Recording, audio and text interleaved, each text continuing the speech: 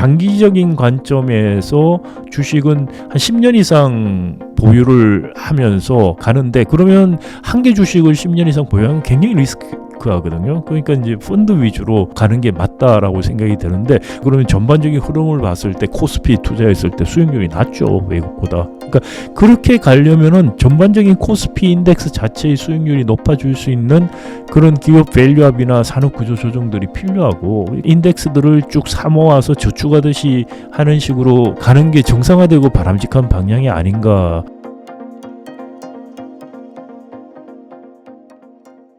안녕하세요. 인터뷰 진행을 맡은 카프카입니다. 오늘은 박상인 교수님 모시고 경제학적 요즘 최근 돌아가는 상황에 대해서 이야기를 해보도록 하겠습니다. 교수님 안녕하세요. 네, 안녕하십니까? 네, 간단하게 인사 부탁드립니다. 네, 저는 현재 서울대학교 행정대학원에서 가르치고 있고요. 전공은 경제학입니다. 주로 경제정책을 강의하고 있고, 행정대학원에서 경제학 강의를 한다고 해서 의아해하시는 분들이 계시는데, 저희 대학원이 미국의 하버드 케네디 스쿨처럼 정책대학원입니다. 행정대학원이나 이름이 좀 레거시 네임이라고 볼 수가 있는데, 그래서 각 정책 분야 담당 교수님들이 계시고, 저는 이제 주로 경제정책 분야를 담당해서 가르치고 있습니다. 오늘 많은 인사이트를 주실 수 있으실 것 같은데요.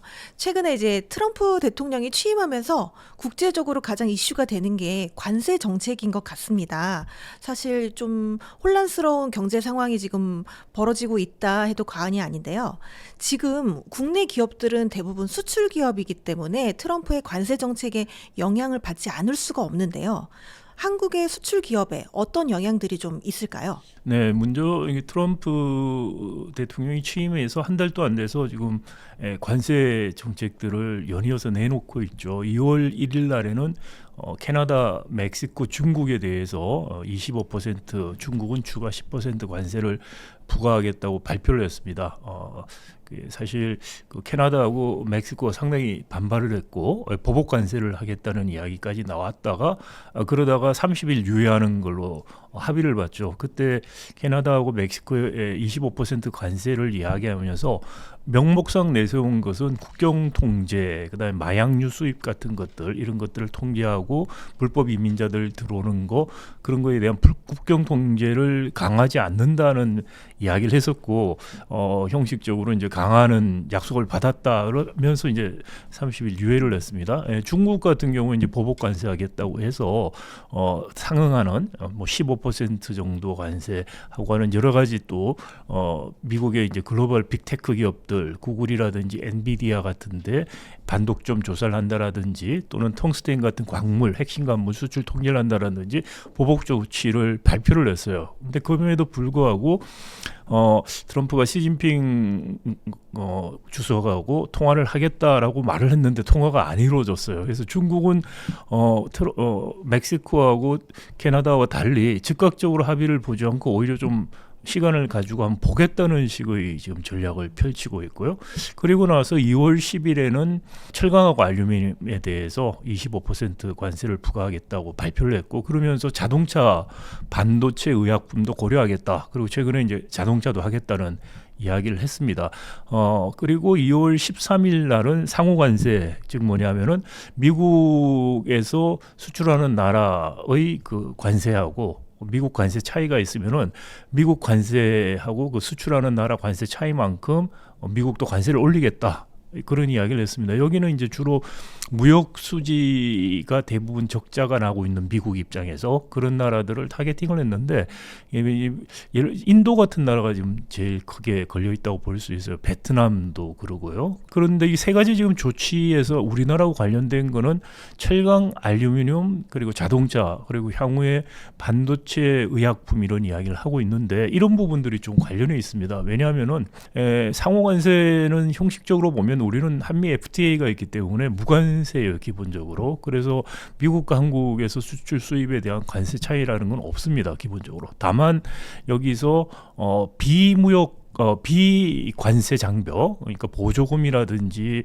뭐 환율까지 포함해서 이런 것까지 다 고려해서 관세에 반영하겠다고 했기 때문에 우리가 지금 미국하고 비교해서 한 미국이 무역 적자를 보고 있는 10위 정도 되는 나라예요. 그렇기 때문에 어떤 핑계를 댈지 모르겠다라는 이제 하나의 두려움이 있고요. 이제 방위 분담 이런 것까지 다 포함이 될 것 같고, 그리고 또 하나는 이제 한국 주력 제품인 자동차, 그다음에 철강, 알루미늄, 반도체, 의약품 이런 관세가 부과되면은 국내 기업들이 상당히 이제 타격을 입을 것이다라는 우려들이 있습니다. 예를 들어서 철강 같은 경우에는 지금 그러지 않아도 중국산 철강들이 국내까지 들어오면서 굉장히 어렵죠. 그리고 철강 산업이 워낙에 탄소 배출을 많이 하는 산업이다 보니까 환경 규제 문제 때문에도 굉장히 향후 안 좋아질 거라고 생각을 했는데, 거기에다가 이제 미국에서 한 20%, 25% 관세를 지금 매기겠다고 이야기를 하고 있죠. 그러다 보니 지금 25% 관세를 내면은 사실 철강을 미국에 수출할 때 수익이 거의 안 날 거라는 생각들을 하고 있어요. 가격 경쟁력이 없어진다.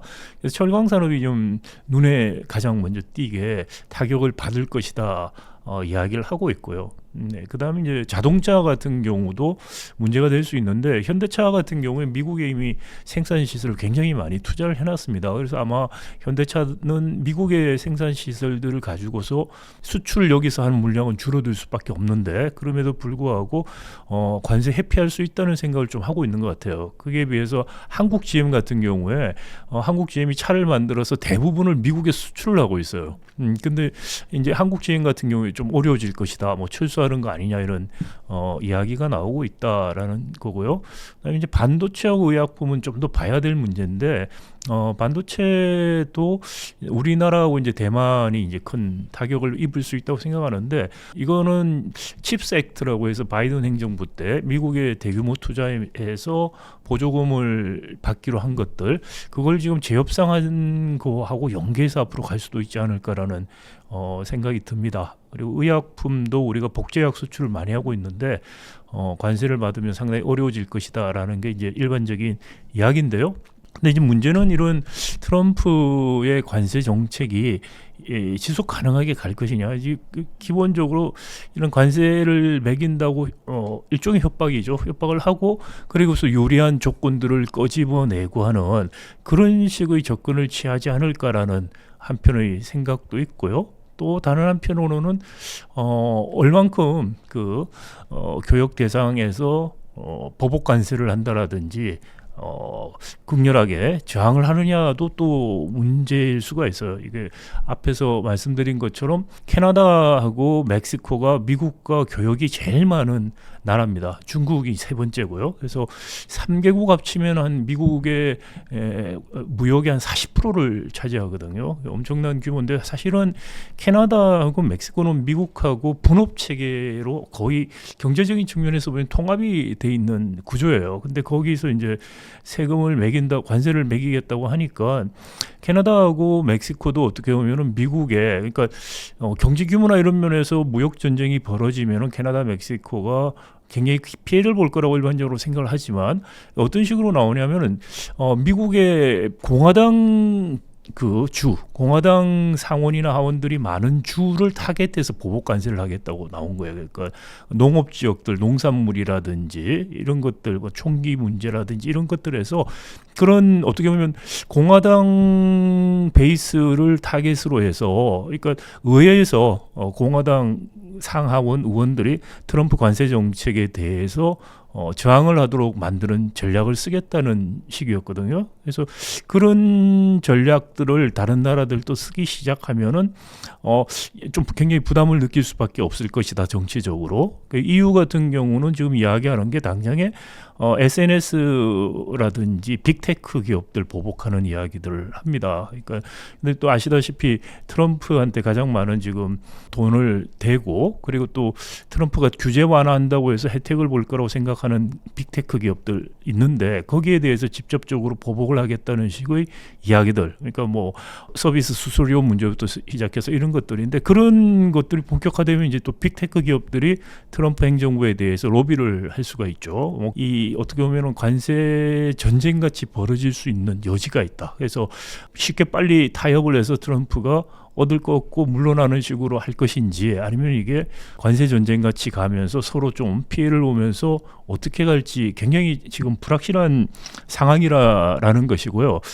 따라서 우리도 대응을 지금 하기는 해야 된다라고 이야기를 하는데 어떻게 보면은 지금 탄핵 국면에서 과도기적인 상황이라서 대응을 못한다는 불리함이 있습니다만 또 한편으로는 조금 시간을 우리가 벌고 있다고 생각해 볼 수도 있어요. 예를 들어서 1기 트럼프 행정부 때와 달리 지금은 어떻게 보면 제일 큰 애들부터 건드리는 거죠. 캐나다, 멕시코, 중국, EU 이렇게 가는 거예요. 그러니까 어떻게 보면 우리는 그 다음 차례에 오는 건데 거기서 어떤 식으로 반응들이 일어나고 타협이 일어나고 이런 것들을 잘 지켜볼 필요가 좀 있어요. 그리고 반도체라든지 이런 것들 아까 빅테크 말씀드렸는데 관세 붙이면은 당장에 미국의 빅테크 기업들이 원가가 올라가요. 그러니까 좋아할 수가 없어요. 그 기업 입장에서. 그리고 전반적으로 지금 관세가 지속 가능하지 않다고 말씀드린 이유 중에 하나가 보복 관세도 있었지만 또 하나가 이제 물가 상승 문제 때문이죠. 그러니까 중국 같은 경우에 미국 소비자 물품들 수입들을 중국에서 많이 하는데 관세 매기면은 이제 물가가 올라갈 것이다 이런 이야기를 하죠. 물론 이제 여기에 대해서 트럼프 일기 때 관세를 사실 중국에 한 17.9%를 매겼어요. 근데 그 위안화가 평가 절하가 되면서 13.7% 평가 절하가 되고 그래서 실제로 수입 물가는 4.1%밖에 안 올라갔다. 그래서 관세라는 게 사실은 소비세하고 비슷한 역할을 하는데 수입품에 대한 소비세 역할을 하게 되죠. 근데 이 세금을 매기면 당연히 가격이 올라가게 되는데 근데 그 부분이 무역 수지 적자가 줄어들면서 달러가 상대적으로 강해지는 거죠. 강달러가 되고 위안화는 절하되고 그러면서 미국에 들어오는 달러로 표시된 돈 자체는 줄어드는 효과. 그게 그래서 17.9%에서 13.7% 그 효과가 상쇄시켰다. 그래서 실질적으로 물가 상승에 영향을 준 거는 4.1%다라는 주장을 트럼프 쪽에서 해요. 그래서 이게 물가 상승 별로 안 될 것이다 말도 하고 그다음에 미국의 수입 물품이 소비자 물가에 차지하는 비중이 한 10%밖에 안 되기 때문에 크지 않다. 뭐 이런 이야기들을 합니다. 그럼에도 불구하고 이제 차이점이 트럼프 일기 때는 미국은 정말 저물가였어요. 저금리 저물가 시대였거든요. 그래서 이런 물가 상승 요인이 있다고 해도 큰 충격이 없었어요. 근데 지금은 고물가 고금리 시대라는 거죠. 그래서 이런 충격들이라는 게 일기 때하고 다를 수 있다. 그래서 지금 스태그플레이션 이야기들이 좀 나오고 있다는 거고, 그래서 이런 효과들이 미국민들이 어떻게 받아들이고 반응하는가. 그러니까 해외 카운터파트들이 어떤 식으로 보복할 것인지 순응할 것인지 문제도 있고 미국의 물가 상승이 실제로 어느 정도 일어나면서 소비자들이 어떻게 반응할 것인지 이런 것들이 이제 트럼프 환율 정책들이 지속 가능하게 갈 수 있느냐 성공할 수 있느냐 트럼프가 원하는 대로 이런 이제 결과를 가져올 것이고요.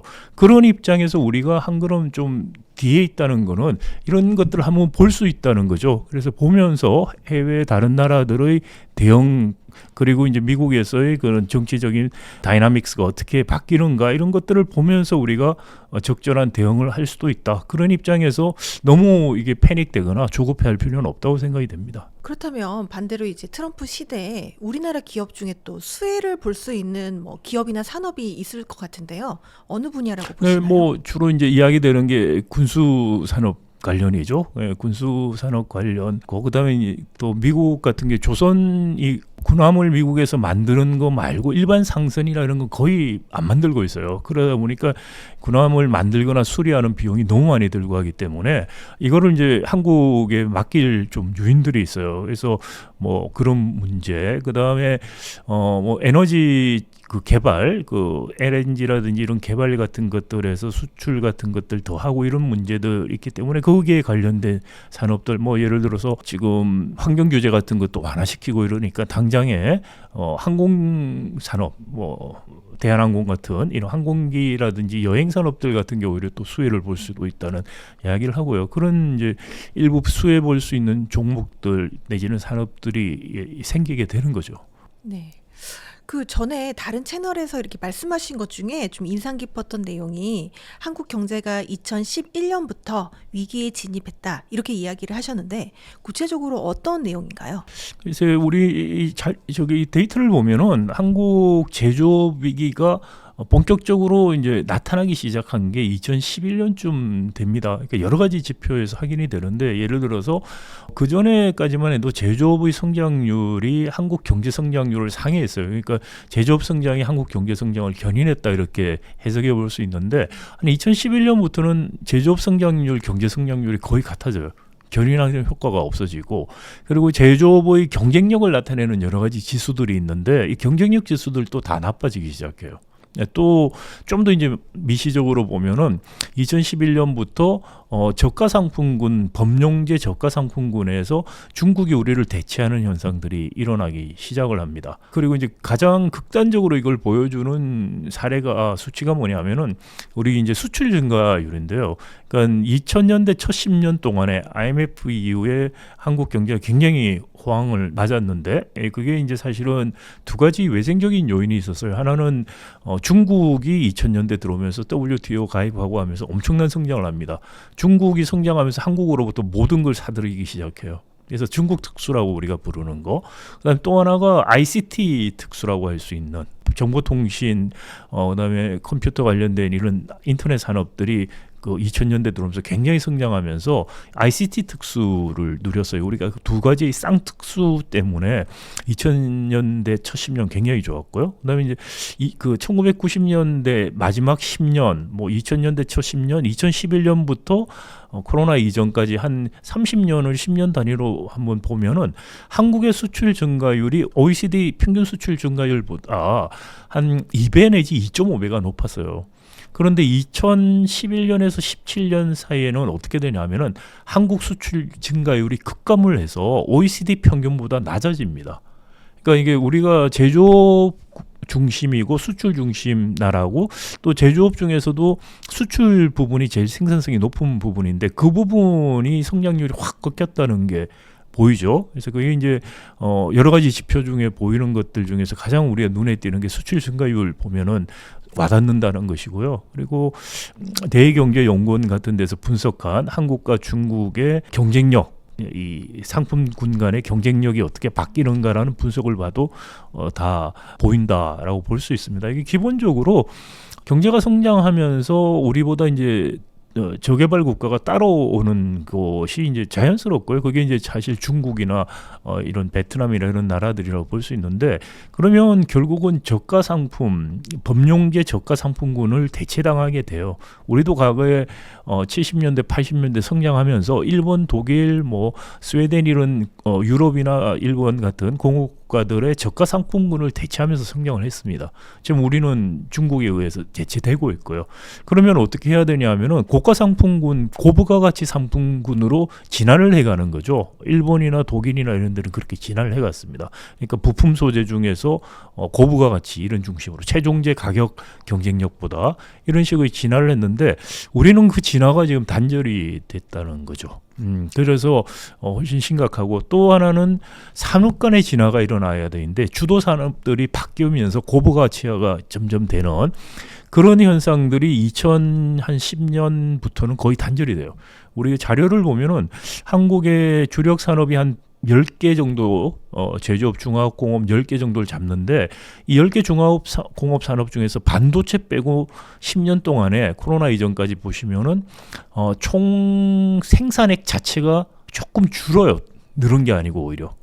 반도체만 좀 늘은 거 말고. 그래서 반도체 말고 나머지는 사실 다 어려워지고 있었다라는 게 보이고 근데 최근에는 이제 반도체마저 중국들이 이제 범용제 부분 그 메모리도 그렇고 그다음에 파운드리 시스템 반도체도 좀 중국 제품들이 대체하기 시작했죠. 다른 산업군보다는 반도체가 제일 오랫동안에 대체가 안 되다가 지금 대체가 되고 있고 그런데 또 마찬가지로 고부가 가치군이라고 할 수 있는 새로운 부분들에 대해서는 하이닉스가 HBM 잘하고 있습니다만 그렇다고 해서 독보적이지가 않아요. 마이크론도 있고 네, 삼성도 지금 따라가려고 열심히 하고 있고 그리고 뭐 더 고부가 가치고 앞으로 장래가 훨씬 더 유망한 블루오션이라는 게 그 시스템 반도체 설계 이런 하고 파운드리인데 거기는 우리가 거의 경쟁력이 없다는 거죠. 그러니까 지금 현재 반도체 부분에서 일어나는 일들이 대부분의 다른 주력 제조업은 이미 10년 전에 일어나고 있었던 일들이다. 그런 의미에서 이제 한국 제조업의 위기가 2011년부터 본격화되고 지금은 반도체에서도 본격적으로 일어나고 있다라고 생각해 볼 수 있습니다. 네, 산업의 약간 변화가 이제 경제의 위기를 가지고 오고 있다 이런 이야기셨던 것 같은데 그렇다면 올해 2025년 한국 경제는 좀 어떻게 진행될 거라고 보시나요? 그래서 뭐 전망이 좋은 전망이 별로 없어요, 솔직히. 네, 어떻게 보면은 지금 성장률에 대한 그 예상치들을 계속 지금 낮추고 있죠. 지금 뭐 2025년 시작해서 한 달 이제 2달 지났는데도 불구하고 그 사이에 성장률을 0.3% 포인트씩 낮춰버리거나 이런 일을 하는데, 그러니까 지금 우리 경제 성장률 최근에 굉장히 좌지우지했던 게 반도체 부분이에요, 역시. 그러니까 반도체 부분이 뭐 회복된다라고 했던 게 예상보다 그렇게 빨리 될 것 같지 않다라는 게 이제 제일 큰 이유고, 그다음에 이제 두 번째로 작년 재작년 코로나 이후에 굉장히 좋았던 부분이 자동차거든요. 현대차 같은 경우에 굉장히 많이 수출도 하고 하면서 했는데, 자동차 좀 아까도 말씀드린 것처럼 미국에서 지금 관세 매기는 문제부터 시작해서, 그리고 전기 자동차 부분에서 현대차가 굉장히 빨리 움직여서 많이 팔았는데 일종의 캐즘이라고 해서 수요 정체 현상이 지금 벌어지고 있죠. 그 캐즘 무역 문제 이런 것 때문에 자동차 부분도 좀 둔화될 것 같다는 생각이 드는 거고요.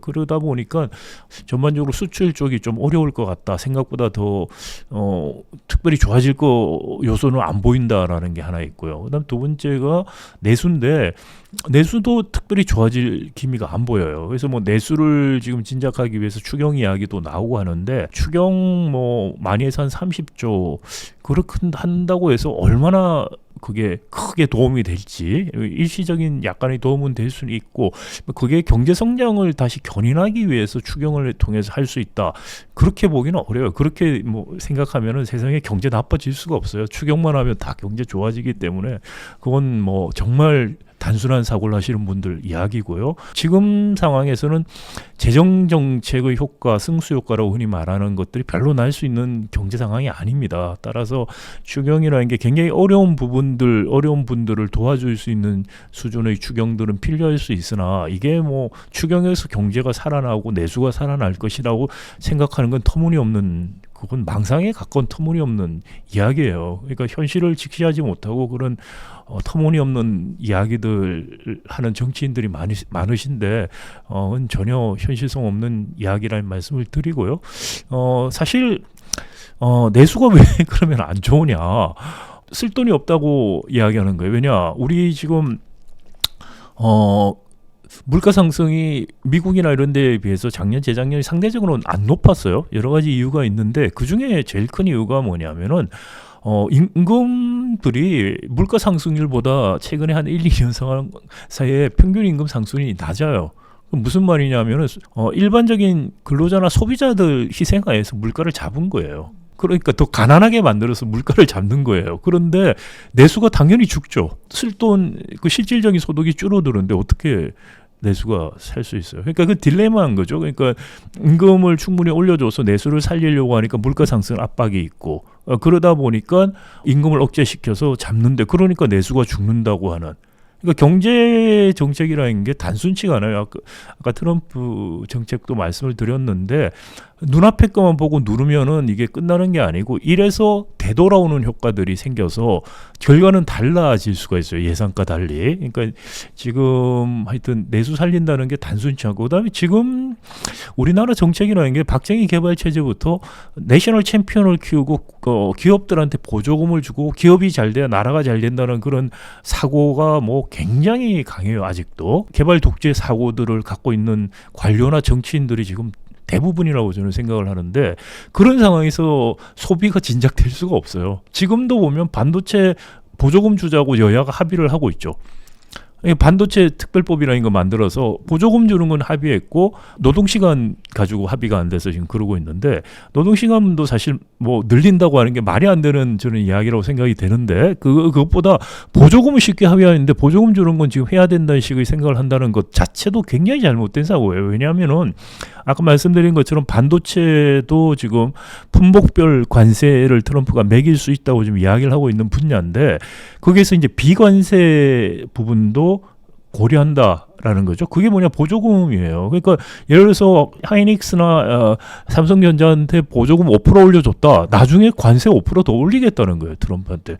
그다음에 국민 세금으로 정말 우리나라에서 돈을 제일 많이 버는 두 기업한테 돈을 주면 그 기업은 미국에 관세를 내게 하겠다. 그건 미친 짓이에요. 제가 보기에. 그런 것을 지금 반도체 특별법이라고 만들어서 반도체 진흥을 한다고 이야기하는 분들은 뭐 한국 경제나 산업에 대해서는 이해도 전혀 없고 이런 거 그냥 해주면서 그냥 티내는 것밖에 관심이 없는 거예요. 정치인들이 뭘 했다는 거 자기들 했다는 티를 내려고 쉽게 합의를 하는데 정말 무책임하게 그지없고 그다음에 삼성전자나 하이닉스는 양심이 정말 없다고 저는 생각이 돼요. 그렇게 돈을 많이 벌고 그리고 여러 가지 세금 혜택 때문에 삼성전자 같은 경우에 작년 재작년 세금 한 푼 안 냈어요. 돈을 그렇게 많이 벌어도. 그런데도 지금 더 보조금을 달라고 세금을 안 내는 게 아니고 국민들 세금을 자기들한테 달라고 그래요. 1년에 수십조를 버는 기업이. 기본적인 양심이 없다고 저는 생각이 되고요. 그런 상황에서 기업은 부자가 되고 그다음에 일반 소비자들은 임금도 올리지도 못하고 뭐 이러면서 내수를 진작한다? 앞뒤가 전혀 안 맞는 이야기를 하는 거예요. 그러니까 정책적으로 내수 진작한다고 이야기하면서 한다는 말이 추경 좀 한다는 건데 그게 아니고 정말 국민들 지갑이 두툼해질 수 있는 그러니까 기업 지갑을 두툼하게 하는 게 아니고 국민들 지갑을 두툼하게 해줘야 내수가 살아요. 그리고 수출 기업들이 보조금 얼마 받고 안 받고 한다고 해서 수출에 더 하고 안 하고 차이가 거의 없어요. 지금 사실 지금 상황에서는 또 그럼에도 불구하고 그 과거에 박정희 개발 체제 수출 기업들한테 보조금을 주는 게 나라가 좋아지는 것이라는 그런 잘못된 그 선입견에 아직도 우리 관료와 정치인들이 빠져서 그러니까 전혀 본인들이 뭘 하고 있고 무슨 말을 하고 있고 이게 앞뒤가 안 맞다는 것 자체를 이해를 못하고 지금 하고 있다. 매우 참 우려스럽고 한심하다는 생각이 들죠. 사실 올해 한국 경제가 좋지 않을 거라고 이렇게 이야기를 해주셨는데 또 일각에서는 글로벌 경기 침체에 대한 이야기도 계속 나오고 있거든요. 뭐 과거에 뭐 IMF나 2008년 글로벌 금융 위기와 같은 위기가 올 가능성에 대해서는 좀 어떻게 보시나요? 그래서 글로벌 금융 위기가 이렇게 2008년 같이 올 가능성은 그다지 높진 않다고 생각이 됩니다. 왜냐하면은 지금 이제 하나가 이제 그 주식 시장이 너무 버블이 생겼느냐 안 생겼느냐 이게 버블이 터질 수 있느냐 뭐 이런 것 때문에 좀 우려를 하는데요. 그래서 거기에 대한 평가들은 상당히 조금 달라요. 그다음 두 번째는 2008년에 금융위기가 왔을 때 이제 서프라임 모기지부터 해서 터지기 시작했고 그리고 또 많은 파생 상품들이 만들어졌는데 이 파생 상품들이 너무 복잡해져가지고 어떻게 연결됐는가 이런 것들을 파악을 잘 못했었어요. 근데 2008년 이후에 그런 부분들은 많이 좀 개선됐기 때문에 그런 금융위기가 뭐 원래 오고 이런 거는 좀 글쎄요 생각하기 어렵다. 뭐 주식시장이 큰 조정을 받을 가능성이 있느냐? 그건 그럴 수도 있고 아닐 수도 있다고 생각합니다. 굉장히 사람에 따라 생각도 다르고 예측하기 저는 어려운 문제라고 생각이 되는데 그렇다고 해서 2008년 같은 위기가 올 것이냐라고 이야기할 땐 그럴 가능성은 그다지 높지 않다. 단지 이제 말씀드린 것처럼 관세 전쟁부터 시작해서 환율 전쟁까지 앞으로 여러 가지 국제 질서들, 국제 금융 질서, 무역 질서들을 트럼프가 계속 흔들고 있기 때문에 여기서 오는 단기적인 또 중장기적인 위협들 이런 것들은 충분히 이제 생각을 해볼 필요가 있죠. 그런데 원래 당장에 갑자기 2008년 같은 그런 금융위기가 올 것이냐 아니다라는 거고요. 한국 경제에서 IMF 경제위기 같은 것이 올 것이냐 그것도 아니라고 생각을 합니다. 당장에는 그렇지 않을 거라고 생각을 해요. 왜냐하면은 IMF 때 위기는 기본적으로 우리가 쌍 위기, 듀얼 크라이시스라고 이렇게 부르는데 그게 이제 뭐냐면 은행 위기하고 외환 위기가 온 거예요. 그러니까 우리 외환 보유가 거의 바닥이 나고 그러면서 이제 어떻게 보면 그 당시에 해외에서 단기로 돈을 빌려와서는 국내의 자본 투자에 대한 단기 대출을 해주는 그러니까 은행들이 그 역할을 했었는데 그러니까 자기들이 갖고 있는 그 자산하고 부채 사이에 만기 불일치가 심했었어요. 그래서 그전엔 경제가 좋고 했을 때 국제 금융시장에 돈이 넘치고 있었을 때는 단기로 롤오버라고 해죠. 계속 부채를 리뉴해서 이렇게 쭉 자달을 했다가 그게 갑자기 갚아라고 이야기를 해버리니까 갑자기 돈을 갚을 수가 없었던 거예요. 그래서 외환 위기가 오게 됐고 그리고 이제 은행들이 은행 위기 파산을 하면서 경제 위기가 왔었다라는 것이고 그 이전에 이제 실물적인 면에서 과잉 투자들이 계속 누적이 됐던 부분들이 있어요. 그런데 하여튼 이제 직접적인 것은 은행 위기와 외환 위기라고 생각을 합니다. 근데 그런 상황과 같은 은행 위기와 외환 위기가 당장에 올 것이냐 실물적인 부분에 문제가 있어서 이게 은행 위기와 외환 위기를 트리거링해서 갈 것이냐 저는 그거는 아닐 거라고 생각을 합니다.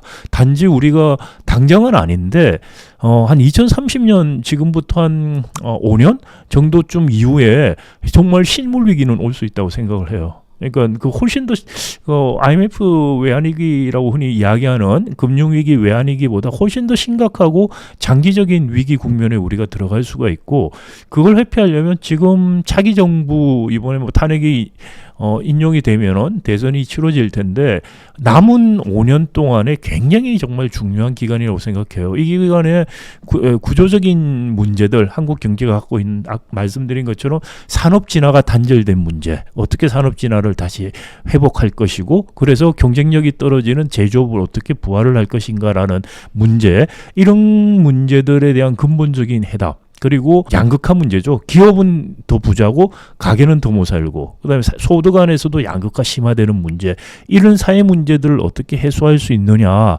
이런 해답들을 못 내놓으면 그리고 이제 탄소 중립 환경 문제 이런 것들 우리 굉장히 산적한 문제들이 있어요. 근데 이런 문제들에 대한 대응과 해결책을 우리가 제시를 못하고 5년을 또 오용부용 보낸다. 그러면 굉장히 심각한 위기가 올 수 있다. 저는 IMF보다 훨씬 심각한 위기가 온다고 생각하고요. 일본이 잃어버린 30년보다 더 심각하고 장기적인 위기를 우리가 맞이할 수 있다. 이런 말 하면 안 믿는 분이 많으세요. 왜냐하면 우리가 경험을 전혀 안 했기 때문에 그래요. 그러니까 70년대 이후는 우리는 뒤로 가본 적이 없어요. 계속 성장을 했거든요. 일본도 1990년까지 그걸 믿던 사람이 없어요.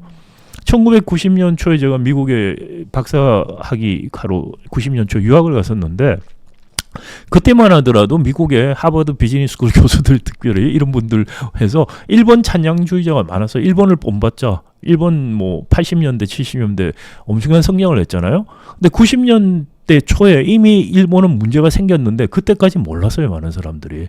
90년대 후반부가 돼서 알기 시작하고 그때부터는 또 이제 일본이 뭐가 잘못됐다고 다 말을 바꿔가지고 이야기하기 시작을 했거든요. 근데 지금 돌이켜보면 우리도 지금 1990년대 일본하고 거의 같은 상황에 와 있는 게 아니냐. 근데 일본보다 훨씬 더 심각한 구조적인 문제점들을 우리는 갖고 있고 그래서 침체, 장기 침체 그리고 우리 보건력, 경제의 보건력 이런 측면에서 볼 때 매우 심각한 지금 위기 국면에 이미 들어가 있고 근데 이게 오히려 IMF 같이 금융위기 외환위기가 뻥 터져버리면 사람들이 피가 와닿고 거기에 대해서 빨리 대응을 하는데 그게 아니라는 거예요. 그러니까 어떻게 보면 정말 큰 위기가 계속 누적돼서 어느 순간에 느끼고 위기라는 걸 알았을 때는 복원할 수 없는 그런 수준까지 갈 수 있다. 이제 그게 이제 제일 큰 문제라고 생각합니다. 사실 뭐 앞서 일부에서도 이야기해 주셨지만 지금 뭐 각 산업군이 많이 있지만 지금 전 세계적으로 좀 각광받고 있는 산업군은 AI 분야가 아닐까 싶습니다. 지금 많은 국가들에서 많은 돈을 투자하고 있는데 앞으로 10년간 이게 이어질 거라고 보시나요? 참 예측하기 어려운 이야기거든요. 그러니까 불확실성인데 이 혁신적인 산업들이 1990년대 이후에 세계 경제, 특히 이제 미국 경제를 이끌어가는 생산성이 가장 높고 있고 그리고 엔진 같이 이런 역할을 하는데 이 혁신 경제의 가장 큰 특징이 불확실성이라는 거예요. 사전적으로 예측하기가 굉장히 어렵습니다. 어떤 기술이 정말 미래 주도 기술이 되고 어떤 기업이 성공할지 사전적으로 알기가 어려워요. 그게 이제 혁신 경제의 가장 큰 특징이고 그 이전의 꿀뚝 산업들 중화학공업 산업과 가장 다른 점입니다. 거기서 중화학공업 산업은 주로 물적 투자, 인적 자본들이 따라서 투자가 되고 하는 그래서 투자를 빨리 하고 잘하는 게 중요한 어떻게 보면 답이 있는데 어떻게 빨리 하느냐의 문제인데 혁신 경제는 답을 몰라요 사전적으로. 누가 무엇이 성공할지 모르기 때문에 이야기하기는 어려운데 한 가지 그동안에 이제 혁신 경제들 그 주요 산업들의 에볼루션 진화 과정들을 보면은 초기에 이렇게 기대가 형성이 돼요. 지금 AI도 저는 그 단계라고 생각되는데 아주 초기 단계. 그러면 이제 뭔가 가능할 것이다. 이제 전문가들 중심으로 이런 저런 그림들을 그려요. 그런데 그게 실제로 산업화되고 생활화되고 또는 이게 상품화되는 데는 통상적으로 타임렉이 있어요. 시차가. 그럼 그쯤에 가면은 일종의 전기차 캐즘에 빠지는 것처럼 좀 어떻게 보면 실망하면서 좀 이 열기가 식기 시작해요. 그러다가 어느 시점이 지나면서 그게 생활에 또는 상품화 이런 것들이 되면서 다시 한번 붐이 오는 그런 사이클들을 많이들 가지는 것 같아요. 뭐 전기차도 지금 보시면 그런 좀 사이클들이 있고 그 전에 우리 뭐 이렇게 전자정부 뭐 이런 것들 하여튼 또는 이제 전자정부 그러니까 은행들 같은 경우에도 왜 전산으로 뭘 많이 바꿨죠. 그래서 뭐 인터넷 뱅킹도 하면서 해서 처음에 이야기했던 게 이런 인터넷 뱅킹부터 모바일 뱅킹 뭐 이런 거 하면은 점포도 많이 줄어들고 인건비도 많이 없어지고 뭐 이런 이야기를 했는데 처음에 구축 비용 엄청 했는데 별로 안 그랬어요. 그래서 이게 뭐 효과가 있니 없니 했는데 시간이 좀 지나면서부터 지금 점포가 너무 없어진다는 이야기를 하고 있죠. 그런 식의 레그가 있어요. 그러니까 전문가들이 예측을 할 때는 빨리 될 거라고 좀 더 예측하는 경향이 있고 그래서 제가 AI라든지 로봇 같은 경우도 저는 개인적으로 그런 사이클들을 거치지 않을까라는 생각이 들어요. 그래서 지금은 굉장히 초기에 아주 부푼 꿈들을 갖고 있는 시기고 그게 한 번은 침체기가 올 것 같고요. 그리고 나서 구체적으로 정말 그 중에서 어떤 기술이 구체적으로 봐서 어떤 기업과 어떤 기술들이 경제성을 가지면서 상품화가 되면서 앞으로 쭉 대세가 될 것이냐 결정이 될 것 같다.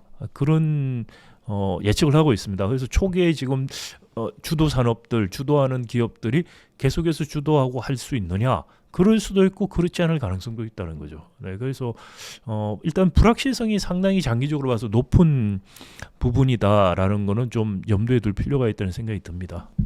사실 일각에서는 약간 AI 거품론이 좀 또 이야기가 되고 있는데 거품이다라고 좀 보시나요? 그래서 지금 그게 제가 이제 말씀드린 부분인데 그렇게 거품론이라고 말씀하시는 분들이 당장에 이게 이 투자를 엄청 많이 하고 있는데 수익화할 수 있는 모델이 별로 안 보인다라는 거예요. 그게 이제 수익화할 수 있는 투자 초기에는 미래에 대한 장밋빛 전망들을 하면서 엄청나게 투자를 하다가 그런데 당장이 수익화가 안 되면서 일종의 침체기에 들어갈 수가 있어요. 그러다가 다시 이게 어느 순간 부터 상품화 수익화가 이제 되면서 다시 한번 커질 수 있는 그런 사이클들을 흔히들 많이 혁신 경제에서 신제품이 도입될 때 보였던 사이클들인데 그런 패턴들을 AI 관련해서 생길 수 있다. 저는 그렇지 않을까 저는 개인적으로 그렇게 예상을 하고 있습니다. 사실 이 AI 관련된 분야는 전 세계적으로 지금 많이 투자가 이루어지고 있는 부분인데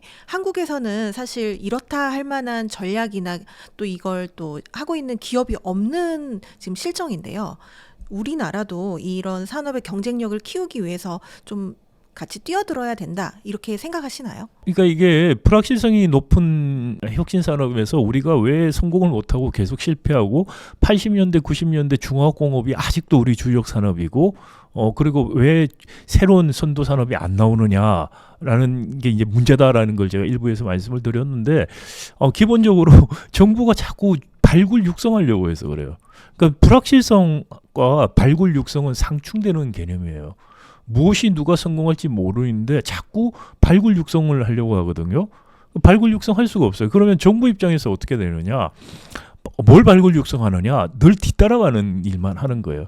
성공한 거 외국에서 뭘 해서 이미 성공한 거 그걸 가지고서 발굴 육성한다고 그러면서 키우겠다고 그래요. 그러면 항상 팔로우밖에 안 돼요. 팔로우인데 문제는 혁신 경제에서는 거의 위너가 다 가져가는 위너 테이크솔이 일어나요. 그러니까 중화공업 산업은 다른 거거든요. 근데 우리는 과거의 중화공업 산업에서 추격하는 모형 거기에 너무나 익숙하고 거기 성공 신화에 우리는 몰입돼 있어요.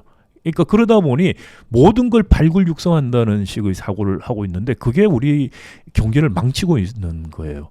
발굴 육성하려고 하면 안 되고 그럼 뭘 해야 되느냐? 제가 이런 이야기를 한 지가 10년이 넘는데 관료들이나 정치인들에게 끝없이 이야기를 했는데 전혀 이해를 못해요. 이분들 머리는 박정희 개발체제가 머릿속에 들어가 있기 때문에 발굴 육성하고 또 그래야지 뭔가 정분이 정치하는 사람들이 한 것처럼 국민들을 속일 수가 있죠. 그렇기 때문에 그리고 발굴 육성한다고 해야지 돈을 주물러요 자기들이.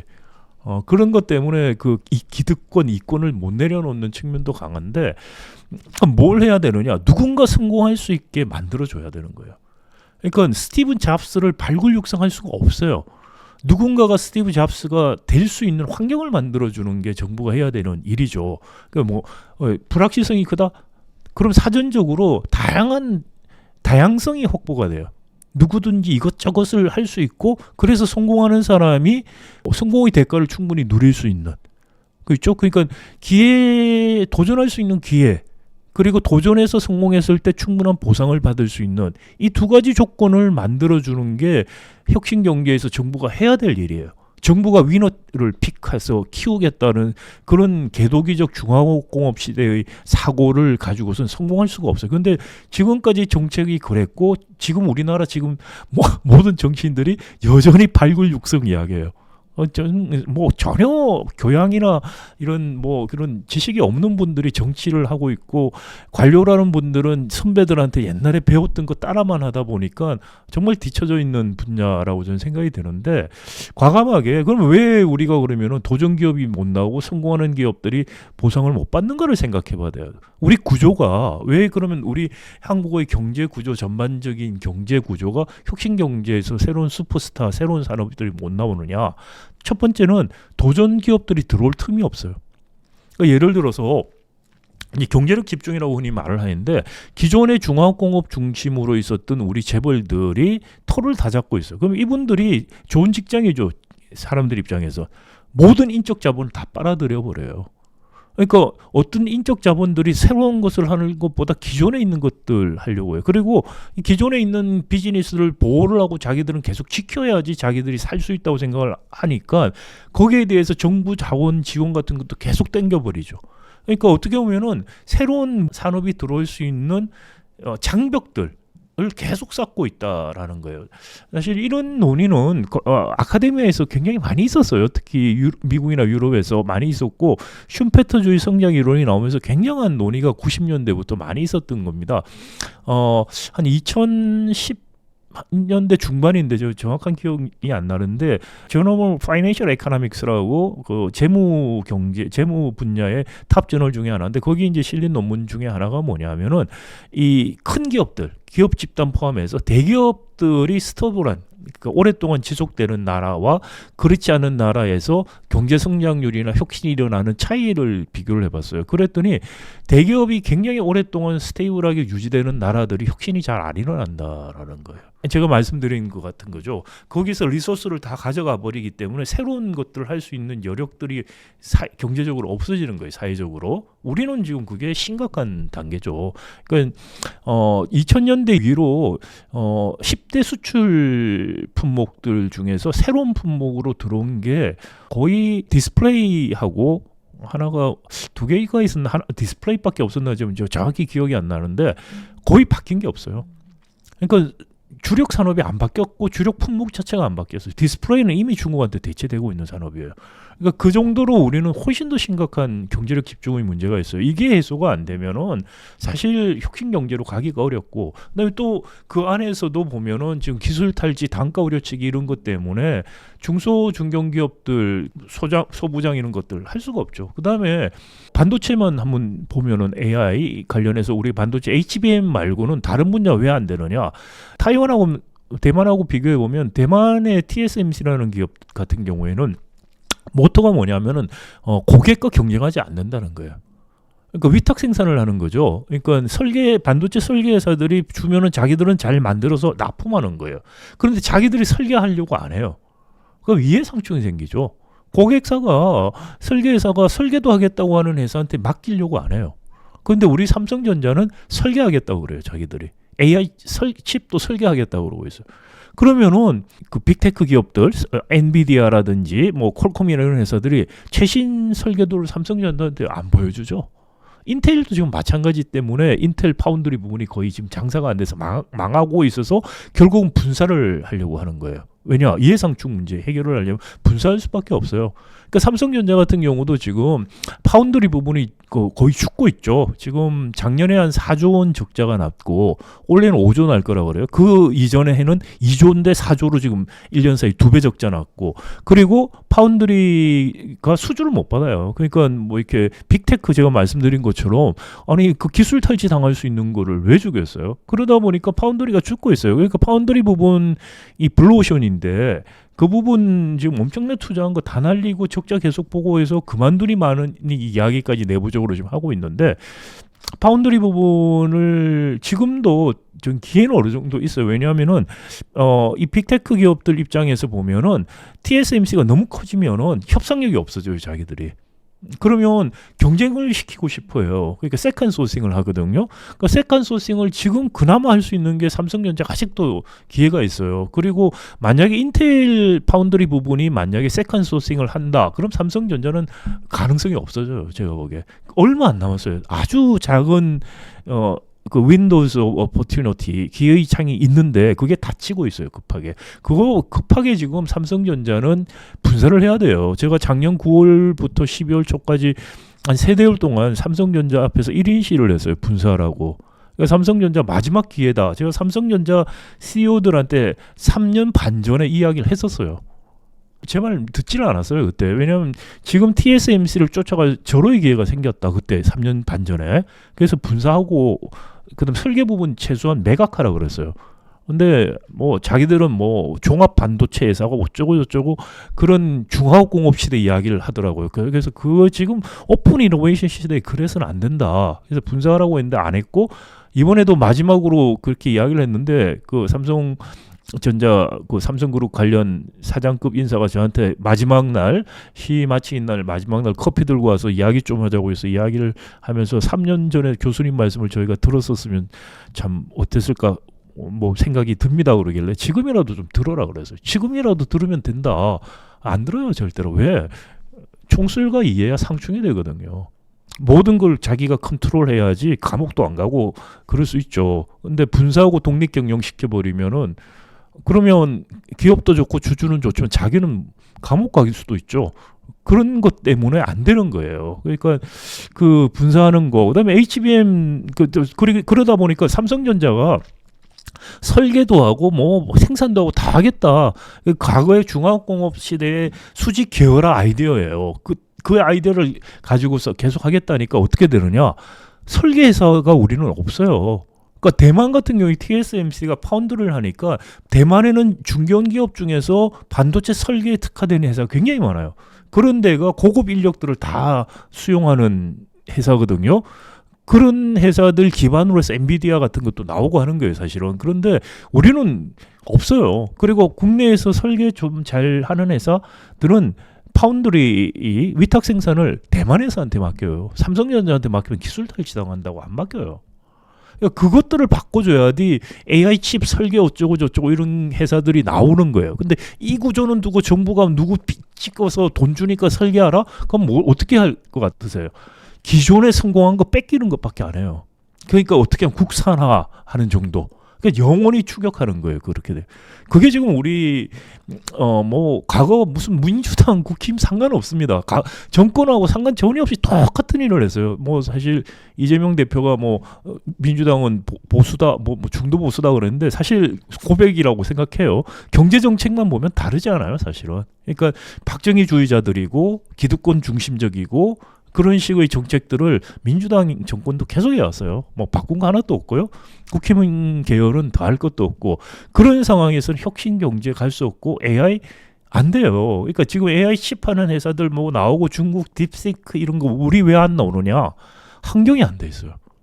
그러니까 삼성전자가 설계까지 다 하고 파운드리 하고 하면서 그걸 바꿔줘야 되는 거예요. 그래야지 사실은 AI 시대 또는 혁신 경제 시대에 역동성이 생기고 새로운 기업들이 나오고 삼성전자가 안 돼도 대체할 수 있는 기업이 나오고 하는 거예요. 제가 한 가지만 더 말씀을 드리면 지금 삼성전자가 작년 7월부터 굉장히 안 좋죠. 한 주가가 한 30% 빠졌는데 그 이유가 이제 HBM 때문에 사실 그런 거예요. 그러니까 한 2017년쯤에 가면은 삼성이 그동안에 메모리 반도체에서 직접 하는 능력들이 딴 회사보다 한 제너레이션 앞서서 초격차라고 불렀죠. 가던 게 직접 이 한계에 도달을 해요. 한 2015년쯤 되면은. 그러니까 뭐냐면은 반도체 성능을 향상시키기 위해서 이 층을 쌓게 되는데 반도체 안에 그 IC 층들을 쌓는데 이거를 쉽게 말하면 지하도 파고 뭐 이렇게 층을 높여서 성능을 향상시키는 거예요. 이게 직접 한다는 건데 그게 한계에 도달을 해요. 그래서 직접은 한계에 도달해서 더 이상 성능이 향상이 안 되는 한계에 도달해서 그 당시에 삼성전자 안에서도 이게 직접이 아니고 집층을 하자는 HBM 아이디어를 가지고 있었어요. 근데 집층을 하자는 거와 반도체 성능 자체를 향상시키자는 기술진들이 부딪힌 거죠. 그럼 누가 이기느냐? 기득권이 항상 이겨요. 노키아도 옛날에 그랬고 항상 그래요. 그러면 어떻게 되느냐? HBM 했던 사람들 다 쫓겨나는 거예요. 그래서 하이닉스 가고 마이크론 가고 옮겨갔던 거죠.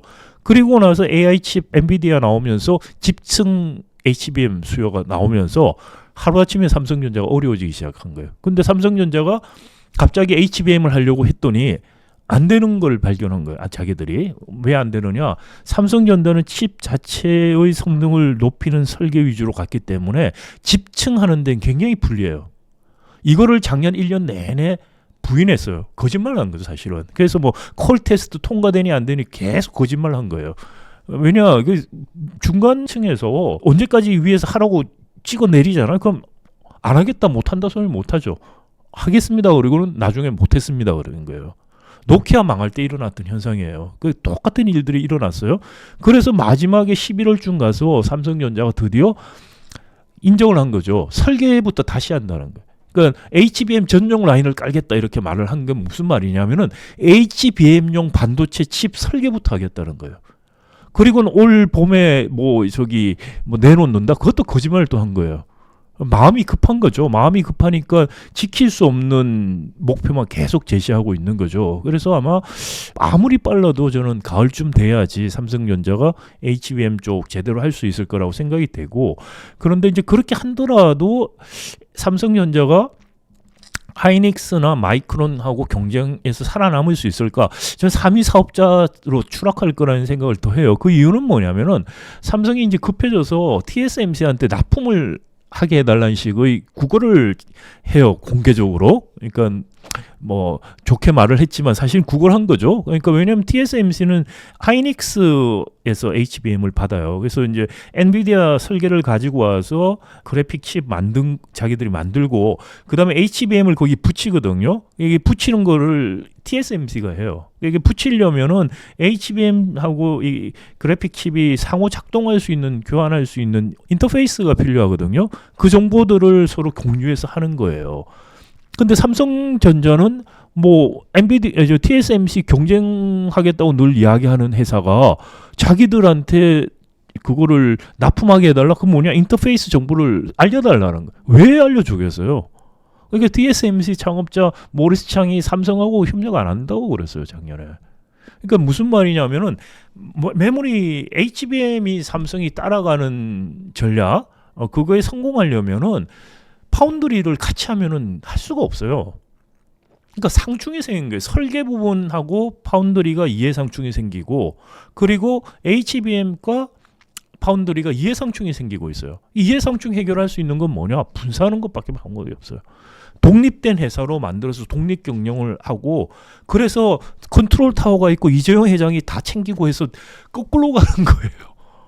그 옛날식의 방식으로 지금 가자는 식의 이야기들을 계속 하고 있는데 이게 전혀 사실 이게 기술이나 이거 무슨 이 경제적인 상황의 변화 같은 걸 전혀 인식들을 못하는 분들이 과거에 박정희 시절 잘 됐는데 그거를 계속하면 지금은 경제도 발전했고 환경이 바뀌었기 때문에 안 돼서 문제가 생겼다고 지금 이야기를 하고 있는데 하는 말이 박정희 시대로 돌아가자고 이야기를 하고 있는 거예요.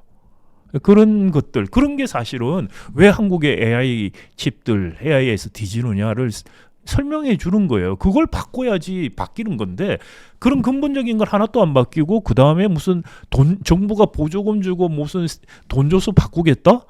그런 실패 지금 20년 동안 혁신 경제 한다고 해놓고 실패했던 것들을 그대로 반복을 하고 있고 우리 정치인들은 알지도 못하고 관심도 없어요. 그래야지 자기들이 뭐 하는 것 같고 관료들은 그래야지 뭐 하는 것 같지 대국민 사기극들을 지금 하고 있는 거고 기득권 기업들은 그래서 계속해서 자기들 기득권을 지킬 수 있기 때문에 가고 있는 거예요. 이렇게 가면 제가 말씀드린 것처럼 한 5년 있다가 한국 경제는 근본적으로 무너질 수 있어요. 정말 심각한 지금 상황에 있다. 지금 또 많이 늦었는데 마지막으로 회피할 수 있는 이런 위기를 회피하고 새로운 우리가 성장할 수 있는 기반을 만들 수 있는 마지막이 지금 한 5년 전은 남았다 생각이 되고 굉장히 사실 지금 중요한 시기인데 모든 국민은 정치에 과몰입돼 있고 경제 문제 별로 관심 없고 경제 문제 관심 있다고 이런 유튜브 보신 분은 자기 돈 벌 생각밖에 안 해요.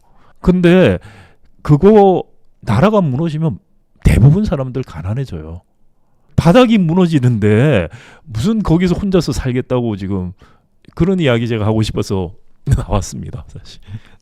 혹시 그럼 반도체 이제 분야에 우리나라에 이제 삼성전자 또 말고 또 SK 하이닉스가 있는데 SK 하이닉스는 좀 어떻게 보시나요? SK 하이닉스는 상대적으로 HBM 올라탔죠. 근데 문제는 뭐냐면은 과거에 삼성전자가 메모리 칩에서 초격차 전략 같이 나가는 식으로 하이닉스가 그런 지위를 HBM에서 누릴 수 있을 것이냐 저는 절대로 그런 일은 없을 거라고 생각해요. 일단은 마이크론은 지금 어떤 문제가 있냐면 기술력은 마이크론이나 하이닉스 비슷해진 걸로 보여요. 근데 양산을 못 하고 있어요 아직. 양산 체제. 그런데 일정한 수준에서 양산하기 시작하면은 그렇지 않을 것이다라는 생각이 들고요. 그러니까 어떻게 보면 삼성전자도 이제 어떻게든 3위 사업자로 쫓아와서 이제 쫓아가려고 하고 있어요. 그래서 HBM이 앞으로 장래도 있고 어느 정도 돈은 벌 수 있지만 그것이 과거에 삼성전자가 메모리 반도체에서 누렸던 그런 식의 지위를 SK 하이닉스가 누릴 수 있느냐? 저는 어려울 것이다.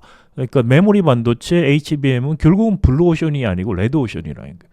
그 블루오션은 시스템 반도체예요. 그런데 지금 시스템 반도체는 거의 답이 없어요. 우리가 삼성전자 시스템 반도체 지금 한 1년, 2년 이렇게 가면 거의 이제 사업 철수 아마 하게 될 겁니다. 그러니까 절체절명이다. 절체절명의 위기 순간이다. 반도체도 그렇고 한국 경제도 그렇다고 생각이 됩니다. 반도체 이외에 한국이 글로벌 시장에서 경쟁력을 갖출 수 있는 좀 산업이 있다면 무엇이 있을까요? 지금 별로 안 보이죠. 다들 없죠. 그래서 제가 다시 말씀드리지만 그게 바로 불확실성이라는 거예요. 그러면은 산업이 생기고 돈을 벌려고 많은 사람들이 그런 욕구들을 갖고 있죠.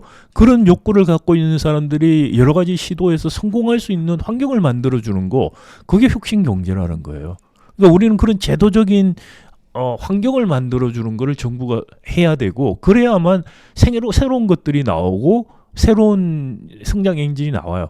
관료들이 정치인들이 머릿속에 생각해서 성장 엔진이라고 말하는 건 성장 엔진이 아니고 구형 엔진밖에 안 나와요.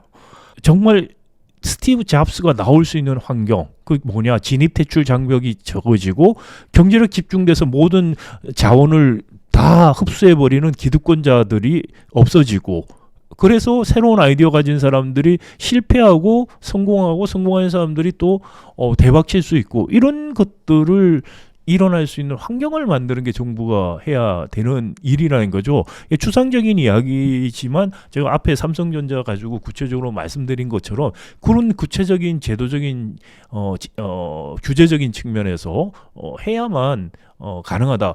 규제 이야기에서 한 가지만 제가 말씀을 더 드리면 이게 규제 개혁을 뭐 늘 하는 말이 지원하고 규제를 없애겠다는 이야기만 하고 있어요. 근데 혁신 경제하고 규제 문제가 왜 나왔냐면은 1990년대 EU에서 나온 이야기거든요. 근데 EU가 미국하고 격차가 90년대 이후에 다시 벌어지니까 왜 이렇게 벌어지기 시작하느냐. 80년대 말까지만 해도 2차 세계대전 이후에 격차가 줄어들다가 다시 벌어져요.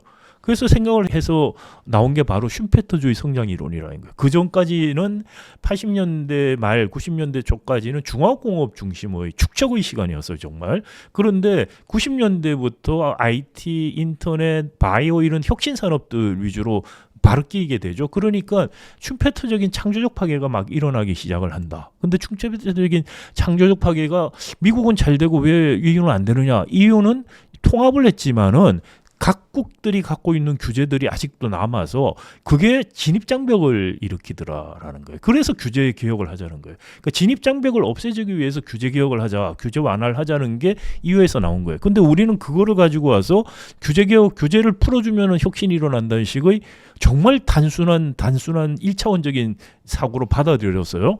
그것도 이제 이해관계가 있죠. 근데 우리는 어떻게 되냐면 오히려 경제력 집중 아까 말씀드린 것처럼 80년대부터 있었던 대기업 집단들이 계속해서 모든 인적 물적 자원들을 다 빨아들이고 있죠. 그러니까 경쟁할 수 있는 여력들이 없어져 버려요. 그러니까 그거는 경제력 집중 규제를 통해서 풀어줘야 되는 거죠. 그러니까 우리는 혁신 경제로 가기 위해서는 경제력 집중 규제를 해야 되는 거예요. 그러니까 EU처럼 진입 장벽을 없애기 위해서 규제 완화를 하는 거하고 우리는 지금 우리 상황에서 해야 될 거는 경제력 집중에 대한 규제를 통해서 그 다 빨아들인 블랙홀들을 없애주는 역할을 해줘야지. 그래야지 혁신이 일어날 수가 있어요. 근데 그런 근본적인 맥락이라든지 이유를 전혀 모르고 그냥 규제 개혁, 규제 완화하면 된다는 식의 그 단순한 사고. 근데 그게 어떻게 보냐면 규제 완화를 통해서 계속해서 기존의 기득권 기업들이 더 커지게 만들어주는 거죠. 혁신을 다 막는 거예요. 그런 정책을 지금 규제 완화 이름으로 계속 하고 있고, 뭐 민주당 같은 야당 사람들도 똑같아요, 생각이. 전혀 뭐 아이디어가 없다 보니까 규제 완화해야 된다는 이야기를 최근에도 하면서 뭐 중도 보수 어쩌고 이런 이야기를 하시는데 매우 안타깝고도 한심한 상황이죠. 사실 앞서 말씀해 주신 것처럼 지금 한국이 약간 정치적 불확실성에 좀 휩싸여 있는데요.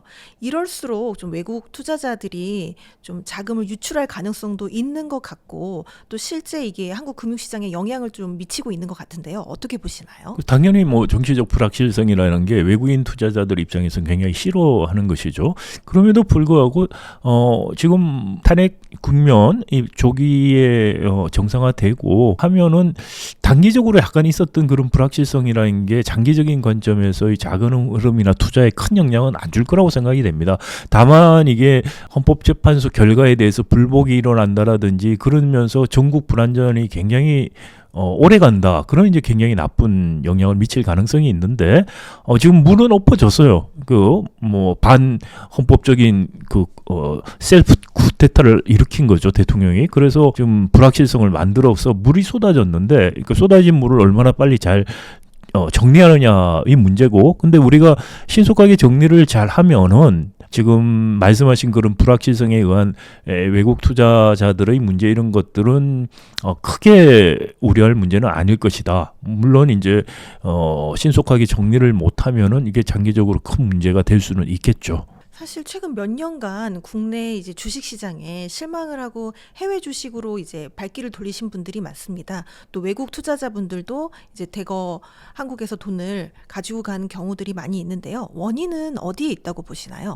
저는 크게 두 가지라고 생각합니다. 하나는 흔히 이제 코리아 디스카운트라고 이야기하는 우리 기업의 소유 지배 구조 개선이 안 일어나는 거. 그러니까 일어날 것이라고 기대했는데 계속해서 실망을 한 외국인 투자자들이 발을 빼고 있다라는 게 하나 있고요. 그다음에 더 큰 문제는 한국 경제에 대한 전망이 밝지가 않다는 거예요. 지금 1, 2부에서 제가 계속 말씀드린 것처럼 주력 산업들 거의 다 지금 앞이 좋지 않아요. 그렇지만 새로운 어떤 눈에 띄는 산업이나 기업들이 잘 안 보인다는 거죠. 그 두 가지 때문에 사실은 주식 시장도 굉장히 지금 안 좋고 그리고 당연히 외국인 투자자들도 한국 시장을 자꾸 외면하고 뭐 국내 투자자들도 이른바 스와개미 이러면서 외국으로 지금 발길을 옮기고 하는 이유 두 가지다 크게 그렇게 생각이 됩니다. 그래도 좀 다행스러운 거는 올 초에 지금 국내 주식시장 분위기는 좀 나쁘지 않은 것 같은데요. 올해는 국내 주식시장을 좀 기대해봐도 괜찮을까요?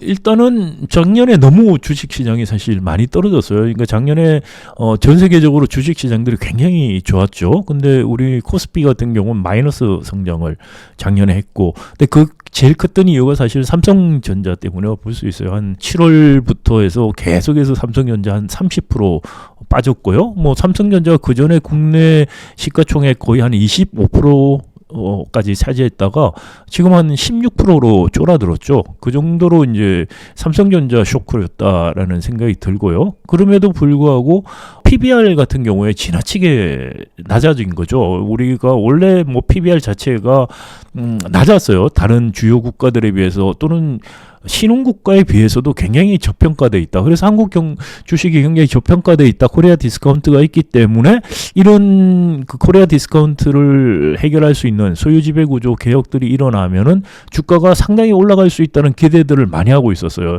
예를 들어서 문재인 정부가 들어왔을 때 외국의 투자자들한테 제가 개인적으로 문의를 여러 번 받았어요.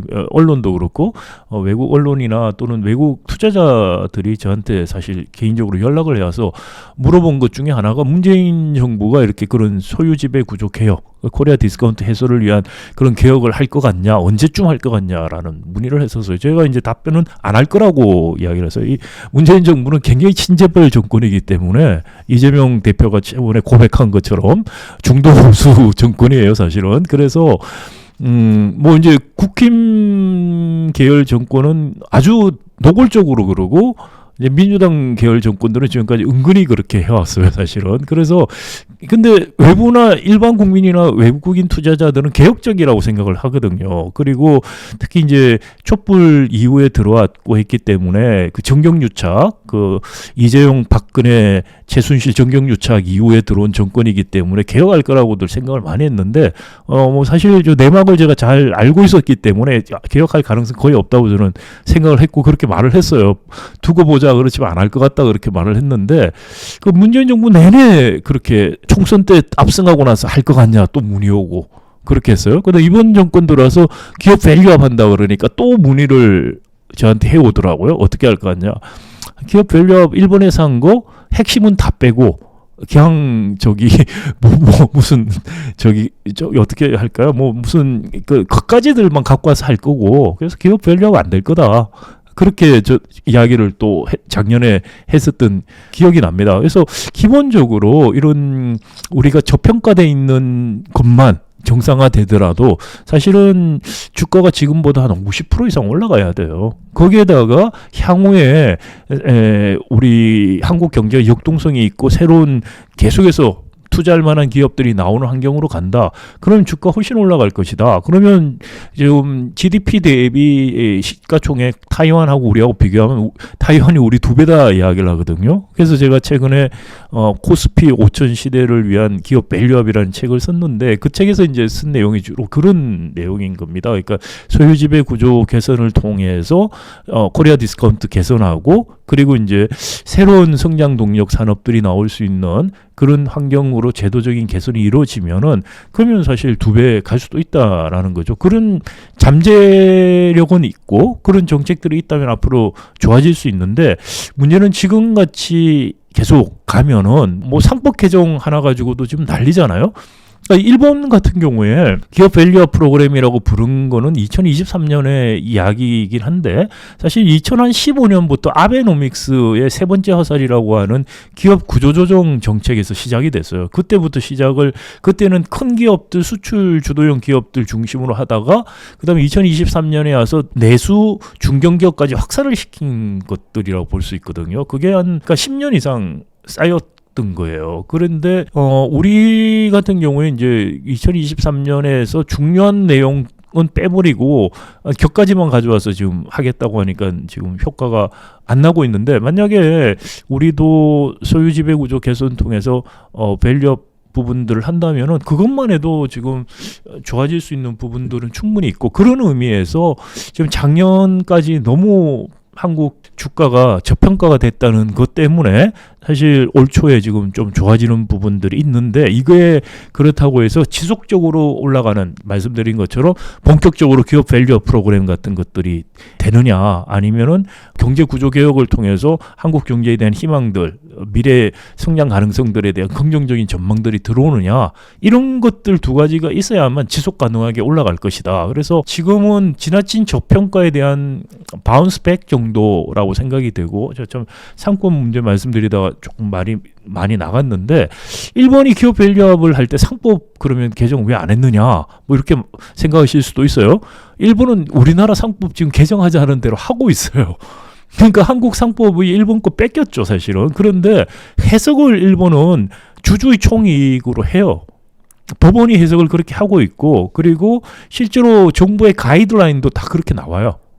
그러니까 지금 우리는 법원이 해석을 그렇게 안 하면서 문제가 생긴 거예요. 그 삼성 에버랜드 전환 사채 때 대법원에서 너무나 어처구니 없는 기업하고 주주 이익이 별개라고 해석을 해버렸어요. 자본주의 국가에서 상상할 수 없는 해석을 했는데, 그 잘못된 해석 때문에 지금 문제가 생긴 거예요, 기본적으로. 근데 그거를 입법적으로 바꿀 수밖에 없어서 법을 바꾸자고 한 건데, 상법 개정하면은 뭐 코리아 디스카운트 해소될 거라고 생각하시는 분들은 그건 착각이다라는 말을 제가 꼭 드리고 싶습니다. 상법 개정 기본이에요. 일본이 지금 우리 개정하려고 하는 상법이 없어서 기업 밸류업 프로그램을 한 게 아니라는 거예요.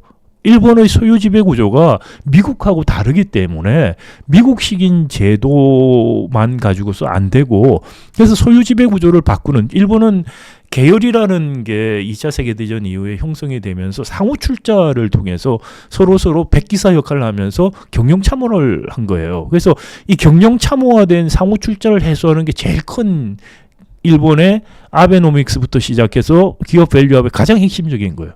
그 다음에 두 번째는 상호 출자를 통해서 경영 참모를 하고 나니까 일본은 이사들이 다 사내이사예요. 평생 직장 이래서 취업해서 들어간 사람들이 승진해서 이사도 굉장히 숫자도 많고요. 사내이사니까 미국같이 이사가 뭐 경영진을 뭐 견제하고 이런 게 없어요. 그래서 일본 기업 밸류업 프로그램 아베의 그 세 번째 하살부터 시작해서 지금 일본 도쿄 거래소에서 하는 기업 밸류업의 핵심 두 가지가 뭐냐면, 하나는 상호 출자를 해소시키는 거예요. 상호 출자가 경영상 이유가 없으면 해소하라는 게 기본적인 거예요. 그 다음 두 번째는 뭐냐면, 사내이사 말고 사회이사를 도입하라는 거예요. 처음엔 2명 하라, 최소한. 그리고 지금은 최소한 3분의 1 이상 하라, 뭐 이런 식으로 점점 바뀌는 거죠. 그 두 가지가 그 일본의 소유지배 구조라는 계열 체계에서 계열 체계의 와해, 그리고 나아가서 사내이사 중심의 이사제도 바꾸는 거가 두 개가 핵심적인 것이고, 이렇게 함으로써 일본의 소유지배 구조가 훨씬 더 주주자본주의화 시키는 게 기본적인 일본의 기업 밸류업 프로그램이나 일본의 아베노믹스가 추구했던 것이라는 거죠. 근데 우리는 소유지배 구조가 재벌이라는 소유지배 구조예요. 재벌 소유지배 구조는 계열보다 훨씬 더 열악한 소유지배 구조고, 그렇기 때문에 여기서 온갖 그 주주자본주의와 배치되는 일들이 일어나죠. 그 일부가 상법 개정을 통해서 어느 정도 견제가 되는데, 상법 개정한다고 일어나고 있는 뭐 사익 편취, 우리 흔히 말하는 총수일과 뭐 일감 몰아주기, 계열사 간 M&A 통해서 사익 편취하는 거, 또 총수가 보수 임원으로서 보수 같은 거를 지나치게 많이 받는 거라든지, 또는 상표권 같은 것들 이런 문제라든지, 수많은 사익 편취 유형들이 한국에서 백화점처럼 다 일어나요. 어떻게 보면은 사익 편취 교과서 같은 일이 일어나고 있어요. 그런 것들을 상법 개정만 해서 해소하느냐? 절대로 안 돼요.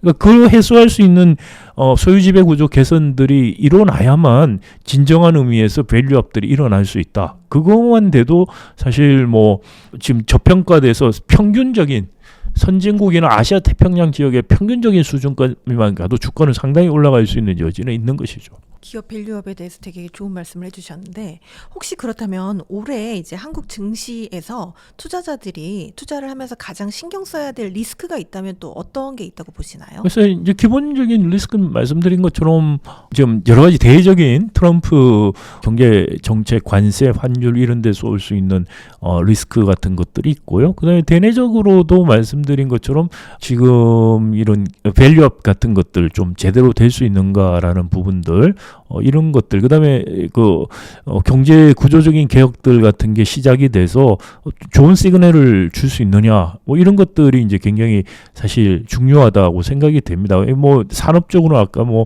좀 좋을 수 있는 산업 아닌 산업들 같은 것들은 또 나눠지긴 하는데 큰 흐름을 봤을 때는 지금 대외적인 요인들 그리고 대내적인 요인 두 가지 이 세 가지 요인이 주식 향방을 결정하지 않을까라는 생각이 듭니다. 박사님이 쓰신 교수님이 쓰신 코스피 5천 시대를 위한 기업 밸류업이라는 이런 책은 어떤 분들이 좀 읽으면 도움이 많이 될까요? 그래서 한국 사실은 이게 주식 투자하시는 분들도 읽었으면 좋겠고요. 근데 이제 어떻게 보면 주식을 이건 뭘 투자라는 거 이거 보면 나오느냐 그런 건 아닙니다. 근데 말씀드린 것처럼 이게 종목별로 해서 큰 흐름이 있잖아요. 주식이 쭉 올라가거나 내려가는 흐름들이 아니고 그 흐름 안에서도 이제 뭐 돈을 투자해서 따기도 하고 잃기도 하고 이런 일들이 있는데 그러니까 단타 위주로 이렇게 생각을 해서 하시는데 도움이 되는 책은 아닙니다. 그런 건 아니고 큰 장기적인 흐름에서 말씀드린 것처럼 밸류업 하기 위해서 두 가지 개혁들이 필요하다는 거 그거를 이제 주로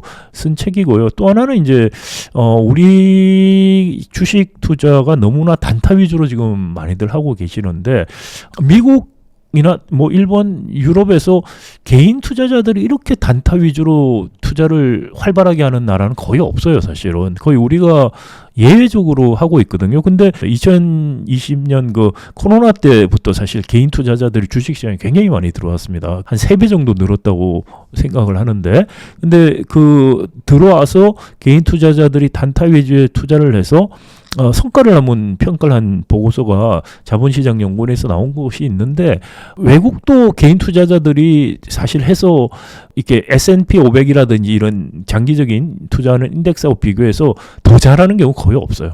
단기적으로 돈을 좀 번 것 같아도 장기적으로 봐서는 그런 S&P 500 같은 거를 아웃퍼포밍 하는 경우는 거의 없고 우리는 훨씬 더 개인 투자들이 손해를 많이 봤다는 게 나와요. 그게 이제 왜 그러면 그러느냐. 개인 투자자들 같은 경우에 거래를 너무 빈번하게 한다. 단타 치는 거죠. 거래를 빈번히 하면서 어떤 바이어스들이 생기냐 하면은 돈을 좀 딸 때는 빨리 팔고 그 다음에 이제 돈 잃으면은 그냥 안 팔고 있다가 나중에 이제 손절하면서 굉장히 손해를 보고 그런 일들이 벌어지는 거죠. 그래서 사실 이게 주식을 단타를 한다는 거는 사실은 바람직한 건 저는 아니라고 생각을 해요. 그래서 장기적인 관점에서 주식은 한 10년 이상 보유를 하면서 가는데 그러면 한 개 주식을 10년 이상 보유하면 굉장히 리스크하거든요. 그러니까 이제 펀드 위주로 가는 게 맞다라고 생각이 되는데 우리는 그런데 그러면 전반적인 흐름을 봤을 때 코스피 투자했을 때 수익률이 낮죠. 외국보다.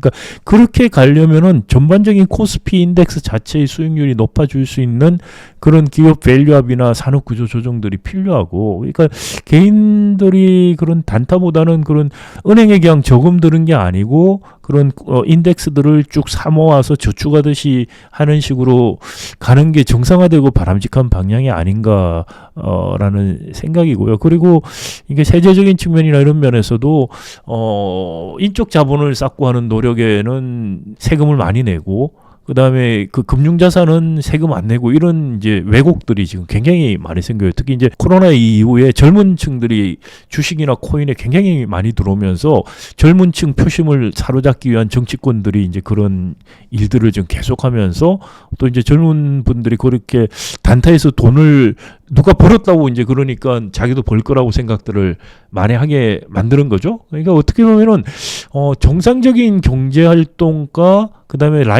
경제적인 라이프 사이클에 대한 불확실성이 너무 크다 보니까 지금 한미천 잡자는 심리들을 굉장히 부추기는 거예요. 그래서 이거는 사실 어떻게 보면은 우리가 경제적인 경제 생애에 대한 사회적인 이런 예측 가능성이 너무 낮아져서 그렇다는 거고요. 이런 예측 가능성을 높이는 정책들이 필요해요. 그러면서 이게 주식이라는 게 장기적인 펀드 위주의 투자를 통해서 사람들이 노후를 대비하는 그런 하나의 수단으로 가고, 그래야지 사실 자본시장이 발전을 할 수가 있는 거죠. 그런 식으로 가는 게 사실 맞고, 그래야지 사실 코스피 자체도 더 올라가면서 같이 가는 거죠. 지금 단기적인 주식 투자 전략이 아니고 장기적인 관점에서 봤을 때 한국 경제라든지 개인의 그 자산 포트폴리오 매니지먼트 같은 것들 어떻게 바뀌어야 되고, 그러기 위해서 무엇이 필요한가. 근데 그런데 좀 더 관심을 가졌으면 좋겠다는 생각이에요. 이게 큰 흐름이 좋아져야지 다 잘 사는 것이지, 큰 흐름 나쁜데 나만 잘 살 수 있다고 생각하는 거, 그거는 그냥 도박해서 돈 딸 수 있다고 생각하는 거고 거의 비슷한 거 아니냐는 생각입니다. 사실 트럼프 당선 이후에 좀 많은 사람들에게 주목받는 자산 중에 하나가 또 비트코인인데요. 또 디지털 금이라고도 하고 이게 화폐 가치 하락을 방어해주는 자산이다, 뭐 이런 이야기들도 있습니다. 교수님은 비트코인은 또 어떻게 보시나요? 이게 참 뭐 비트코인에 대해서 가상화폐, 암호화폐 뭐 이렇게 부르는데 굉장히 다양한 의견들이 있어요. 근데 이제 트럼프가 들어오면서 왜 그러면 비트코인들이 좋아질 거라고 생각을 했냐면은, 기본적으로 환율, 아까 전에 말씀을 드렸는데 관세를 올리며도 미국의 소비자 물가는 별로 안 올라갈 것이다 이렇게 주장하는, 특히 지금 대통령 경제자문위원회 위원장으로 지명된 스티븐 밀런 같은 사람이 그런 이야기들을 하는데, 근데 이제 그렇게 되면 이야기한 게 아까 뭐 무역수지 적자가 줄어들고 그러다 보면 강달러가 되고 상대적으로 위안화는 약화되고 강달러가 된다는 거죠.